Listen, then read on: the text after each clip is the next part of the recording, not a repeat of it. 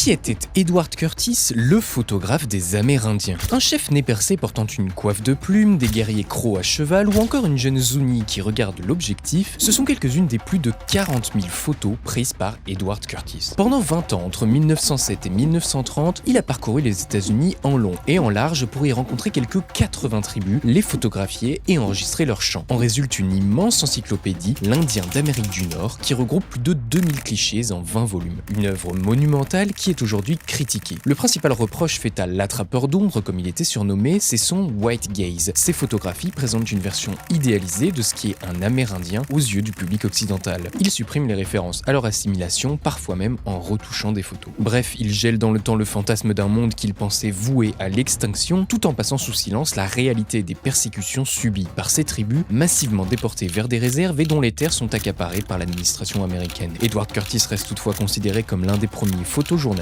avec un travail colossal, similaire à celui d'un anthropologue.